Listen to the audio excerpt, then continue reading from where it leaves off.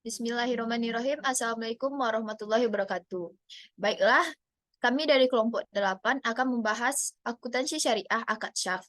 Kelompok 8 yang beranggotakan saya sendiri Alia Kusumawardani dan kedua rekan saya. Saya Sabrina Dengan Zahra. saya dan dengan saya Ida Purnamasari Tanjung. Baiklah, untuk materi pertama dari akuntansi syariah akad syaf akan dijelaskan oleh Indah Tanjung. Kepada Indah Tanjung dipersilahkan. Terima kasih kepada moderator. Baiklah, materi pertama yang akan saya jelaskan sendiri, yaitu pengertian SARF. SARF secara bahasa diartikan sebagai penambahan, penukaran, penghindaran, atau transaksi jual beli. SARF adalah transaksi jual beli suatu valuta dengan valuta lainnya. Sedangkan secara istilah, SARF adalah sistem tukar menukar harta atau aktivitas perdagangan sesama mata uang, baik yang sama ataupun dengan mata uang negara lain, seperti dolar dengan yen, rupiah dengan pound, sterling, dan lain-lain. Secara bahasa, SARF disebut dengan nama money charger atau foreign exchange atau forex. Sedangkan dalam fikih disebutkan bahwa SARF adalah perdagangan sesama mata uang lainnya emas dengan emas. Next. Adapun terdapat beberapa pengertian mengenai SARF secara istilah, yakni yang pertama, berdasarkan istilah SARF atau asyarf adalah suatu transaksi perdagangan antara dua valuta. Yang kedua, menurut Mas Adi Gufron, SARF adalah kegiatan jual beli antara benda sejenis maupun beda jenis dengan secara kontan. Yang ketiga, tim pengembangan Institut Bankir Indonesia memaknai SARF. Memakai SARF dengan suatu pelayanan yang disediakan oleh bank kepada nasabahnya yang digunakan dengan tujuan bertransaksi valuta asing sesuai dengan prinsip SARF yang dibenarkan oleh syariat. Next.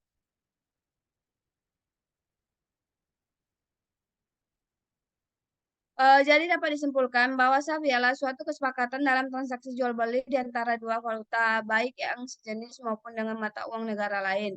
SARF dapat baik dilakukan baik dengan negara lain ataupun masih dalam satu negara.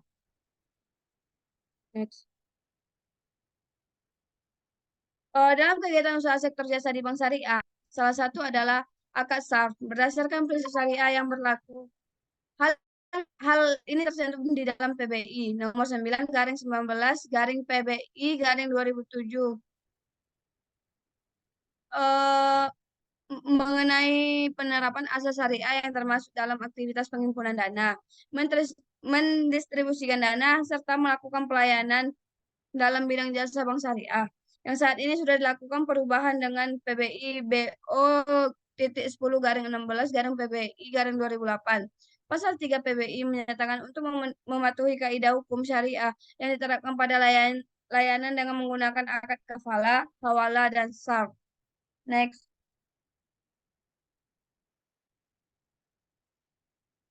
Untuk dapat mempermudah dalam memahami SARF, bisa diperhatikan skema yang ada di bawah ini.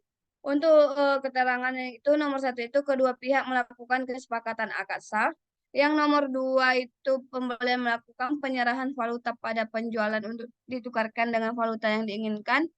Dan yang ketiga itu valuta. Dari sisi penjualan juga melakukan penyerahan valuta kepada pembeli. Next. Adapun hukum akad saf itu yang pertama itu jual beli mata uang diperbolehkan menurut aturan Islam asalkan tidak menyalahi aturan Islam. Selain itu, dalam firman Allah dan juga hadis Rasulullah juga menyatakan memperbolehkan saf. Artinya saf dalam memiliki landasan yang kuat untuk dapat dijalankan. Next.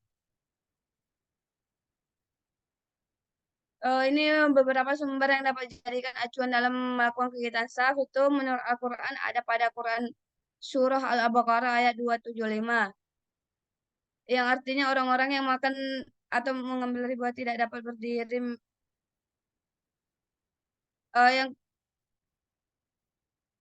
yang artinya orang-orang yang mengambil riba tidak dapat berdiri melainkan seperti berdirinya orang yang kemasukan syaitan lantaran terkena penyakit gila. Mereka itu adalah mereka berkata pendapat. Sesungguhnya jual beli menghalalkan jual beli dengan mengharamkan riba. Orang-orang yang telah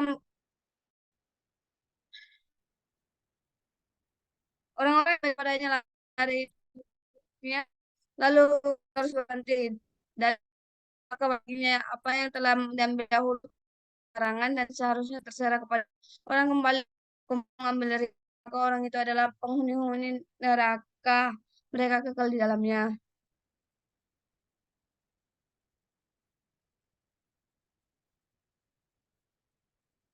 Yang kedua itu menurut hadis. Yang pertama dari Ubadah bin Syamir radhiyallahu Nabi Shallallahu alaihi wasallam berkata, emas dengan emas, perak dengan perak, gandum dengan gandum, syair dengan syair, kurma dengan kurma, garam dengan garam, hendaklah bersama banyaknya. Tunai dan timbangan terima. Apabila berlainan jenisnya boleh kamu jual kehendak asal tunai. Yang kedua yaitu dari Abu Hurairah dari Nabi Shallallahu alaihi wasallam bersabda, boleh menjual emas dengan emas timbang sebanding dan perak dengan perak setimbang sebanding. Hadis riwayat Ahmad Muslim dan Nasyai. Yang ketiga itu dari Abu Hurairah. Nabi bersabda, boleh menjual tamar dengan tamar, gandum dengan gandum, syair dengan syair, garam dengan garam sama sama. Quran surah Al-Maidah ayat 5. Sebanding sebanding tunai dengan tunai. Barang siapa menambahkan atau meminta tambah maka telah berbuat riba kecuali yang lainnya yang berlainan warna. Hadis riwayat Muslim. Next.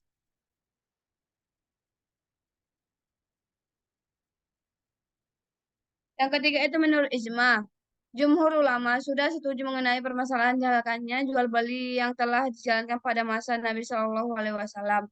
Di sini ijma menyatakan bahwa manusia saling berkaitan dan berhubungan satu sama lain. Dari Al-Quran, hadis, dan ijma yang telah dijabarkan di atas dapat dijadikan patokan dalam pengambilan kesimpulan mengenai jual beli.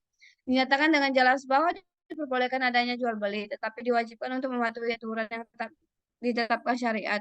Dan Rasulullah SAW bersabda, sesungguhnya aktivitas perdagangan itu berdasarkan pada rasa suka dan sama suka. Next.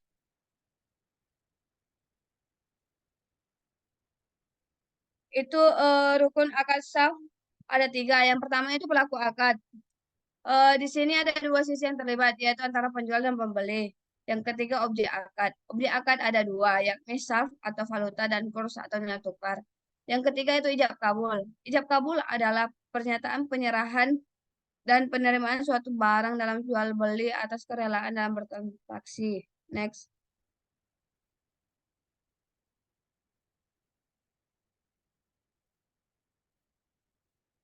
Ketentuan-ketentuan. Ketentuan-ketentuan umum fatwa DSN MUI nomor 28 garing MUI garing 3 garing 2002 tentang jual beli mata uang sebagai berikut.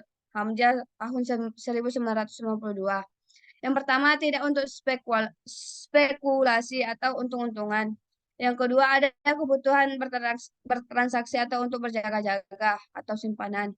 Yang ketiga, apabila bertransaksi dilakukan terhadap mata uang sejenis, maka nilainya harus sama dan secara tunai atau at-takabut, uang atau dari jenis yang serupa. Jika jika jenis yang serupa harus diperdagangkan dengan jumlah yang sama. Jika tidak mirip, perdagangan dilakukan secara bersamaan menggunakan skala swapping.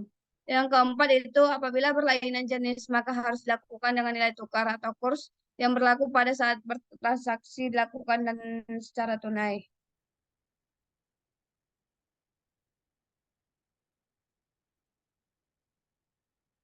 Eh, Materi selanjutnya saya kembalikan kepada moderator. Baiklah, terima kasih kepada Indah Tanjung. Untuk materi selanjutnya diserahkan kepada Sabrina Azara. Kepada Sabrina Azara dipersilahkan. Baiklah, yaitu materi selanjutnya mengenai jenis transaksi akad salaf. Yang pertama yaitu ada transaksi spot, yaitu suatu kegiatan jual beli valuta asing yang pelaksanaannya serah terima pada waktu transaksi terjadi atau diselesaikan paling lama berselang 2 hari setelah transaksi berlangsung. Yang kedua yaitu ada transaksi forward, yaitu kegiatan menjual beli mata uang yang bernilai nilai tukar yang disepakati saat ini meskipun perlakuannya untuk 41 masa depan. Antara 2 kali 24 jam sampai jangka waktu 1 tahun. Selanjutnya yaitu yang ketiga ada transaksi current factor atau swap, yaitu transaksi perpaduan antara transaksi spot dan transaksi forward, yang berarti bahwa jual beli tidak dilakukan secara kontan tetapi dalam waktu yang lama. Yang keempat ada transaksi currency option, yakni perjanjian jual beli yang bertujuan untuk mendapatkan hak atas pembelian atau penjualan yang tidak mewajibkan untuk sebanyak mata uang dari nilai saat serta akhir waktu tertentu. Contohnya yaitu adalah sebagai berikut. Selanjutnya yaitu faktor-faktor yang mempengaruhi kurs Wallace. Yang pertama ada supply and demand foreign currency. Yang kedua ada posisi balance of payment atau BOP. Yang ketiga yaitu ada tingkat inflasi. Yang keempat ada tingkat bunga. Yang kelima ada tingkat income. Dan yang keenam ada pegawai pemerintah. Dan yang terakhir ada ekspektasi dan spekulasi atau isu atau rumor. Selanjutnya saya kembalikan kepada moderator. Baiklah, terima kasih kepada Sabrina Azara. Untuk materi selanjutnya yang akan dijelaskan oleh saya sendiri tentang metode pencatatan mata uang asing. Metode pencatatan mata uang asing dalam dunia perbankan syariah untuk menyampaikan laporan keuangan dengan berpedoman pada PSAK 101 dan telah dijabarkan dengan pedoman akuntansi perbankan syariah Indonesia yaitu PAPSI tahun 2013. Dalam PAPSI 2013 juga diatur mengenai ketetapan dalam melakukan transaksi mata uang asing dalam perbankan syariah dengan sistem pencatatan sebagai berikut.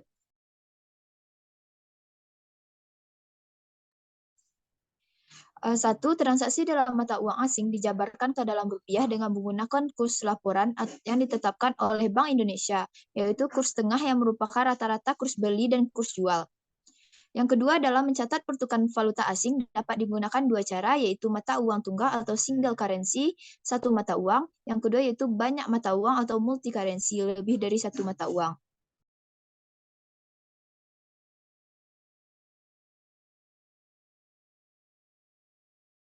Dua sistem. Pertama, yaitu pembelian banknot US dollar seperti 200 US dollar, pembayaran dilakukan secara tunai. Yang kedua, nasabah setor rupiah atau tunai untuk keuntungan rekening giro sebesar 200 US dollar. Yang ketiga, pembelian banknotes dolar Singapura sebesar 1.000, pembayaran dilakukan atas keuntungan rekening giro rupiah nasabah. Yang keempat, pembelian banknotes dolar Hong Kong sebesar 1.000, pembayaran dilakukan atas keuntungan rekening giro rupiah nasabah. Dan yang kelima, penjualan banknotes US dollar sebesar 100 disetor atas beban rekening tabungan nasabah.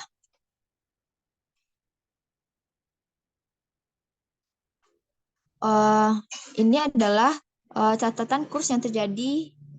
Pertama, mata uang asing yaitu 1 US dollar, kurs beli bank yaitu Rp8.000, kurs jual bank Rp8.500, untuk kurs tengah BI-nya yaitu Rp8.300. Untuk dolar Singapura, 1 dolar Singapura yaitu kurs beli bank Rp4.900, untuk kurs jual bank Rp5.100, untuk kurs tengah BI-nya yaitu Rp5.000. Sedangkan untuk dolar Hong Kong, untuk 1 dolar Hong Kong, kurs beli bank yaitu Rp1.800, kurs jual bank yaitu Rp1.090, dan kurs tengah BI yaitu Rp1.085.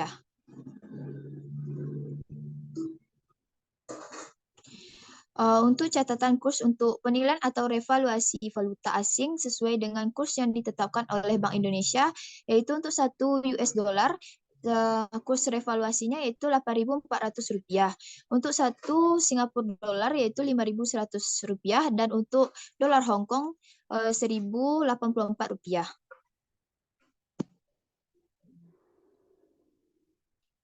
Untuk mata uang tunggal digunakan untuk mencatat transaksi valuta asing dengan menghubungkan langsung dengan mata uang yang dasar yang ditetapkan, yaitu rupiah. Ciri-ciri mata uang tunggal yaitu laporan posisi keuangan yang diwujudkan hanya dalam rupiah. Yang kedua, saldo pos valuta asing dicatat secara ekstra compatible. Dan yang ketiga, penjurnalan tidak menggunakan pos perantara valuta asing. Dan yang terakhir yaitu penjabaran revaluasi saldo pas valuta asing dilaksanakan secara langsung dengan pos yang berkaitan.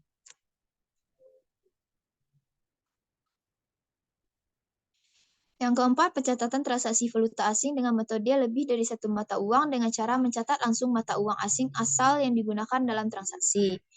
Selanjutnya,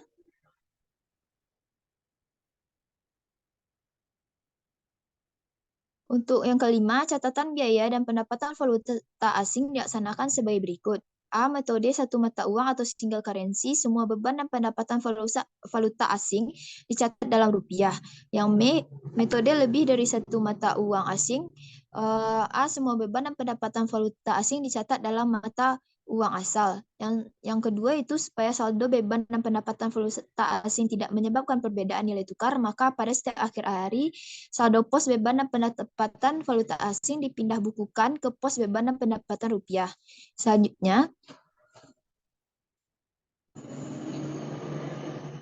ini adalah penjurnalan kurs pembukuan menggunakan kurs tengah yang ditetapkan Bank Indonesia. Dari contoh yang telah disebutkan tadi, yang menggunakan sistem single currency, yang pertama yaitu pembelian bank US dollar sebesar 200, pembayaran dilakukan secara tunai. Di debit bank notes, di kredit kas rupiah. Selanjutnya yaitu ini adalah contoh jurnal untuk menggunakan sistem multi currency. Selanjutnya yaitu lanjutan jurnal. Selanjutnya itu kurs pembukuan menggunakan kurs transaksi bank menggunakan sistem single currency. Ini adalah contoh jurnalnya dari contoh yang di atas.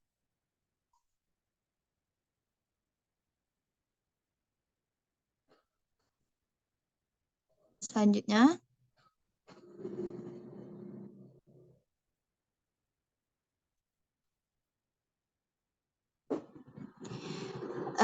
itu jurnal pembukuan tentang penilaian atau revaluasi valuta asing menggunakan kurs pembukuan menggunakan kurs tengah yang ditetapkan Bank Indonesia. Ini adalah contoh jurnalnya. Contoh posisi saldo rekening valuta asing. Selanjutnya contoh jurnalnya.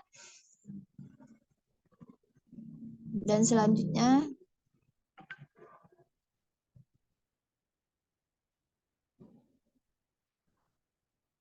menggunakan sistem multi currency dari revaluasi valuta asing.